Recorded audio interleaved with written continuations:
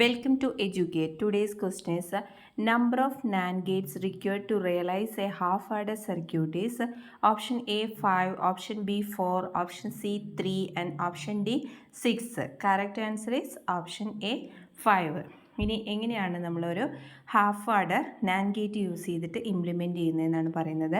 നാൻ gate എന്ന് പറഞ്ഞാൽ നമുക്കറിയാം it is A universal gate ആണ്. ഒരു യൂണിവേഴ്സൽ ഗേറ്റ് എന്ന് പറഞ്ഞാൽ എന്താ, ആ യൂണിവേഴ്സൽ ഗേറ്റ് ഉപയോഗിച്ച് നമുക്ക് ഏതൊരു ഡിജിറ്റൽ സർക്യൂട്ട്സിനെ ഡിസൈൻ ചെയ്യാൻ സാധിക്കും. അതിനെയാണ് നമ്മൾ യൂണിവേഴ്സൽ ഗേറ്റ് എന്ന് പറയുന്നത്. ഇപ്പം നമ്മളൊരു ഹാഫ് ആഡറിനെ നാൻ ഗേറ്റ് വെച്ചിട്ട് ഇംപ്ലിമെൻറ്റ് ചെയ്ത ഫിഗറാണ് ഇവിടെ താഴെ കൊടുത്തിരിക്കുന്നത്. അതിൽ എത്ര നാൻ ഗേറ്റ്സ് ഉണ്ട്? 5 നാൻ ഗേറ്റ്സ് ആണുള്ളത്. അതിൽ ഒന്ന് ഔട്ട്പുട്ട് സമ്മും അതുപോലെ തന്നെ ഒരു ഔട്ട്പുട്ട് ക്യാരിയും. നമുക്ക് ക്യാരി അറിയാം എ ആൻഡ് ബി ആണെന്ന്.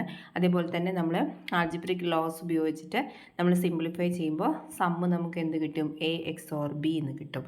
ഓക്കെ, അപ്പോൾ നമ്മൾ ഒരു നാൻ ഗേറ്റ്സ് വെച്ചിട്ട് ഹാഫ് ആഡർ ഇംപ്ലിമെൻറ്റ് ചെയ്യുമ്പോൾ എത്ര നാൻ ഗേറ്റ്സ് വരും? 5 നാൻ ഗേറ്റ്സ് ആണ് വരുന്നത്. ഓക്കെ, അതുപോലെ തന്നെ നാൻ ഗേറ്റ്സ് എന്ന് പറഞ്ഞാൽ ഒരു യൂണിവേഴ്സൽ ഗേറ്റുമാണ്.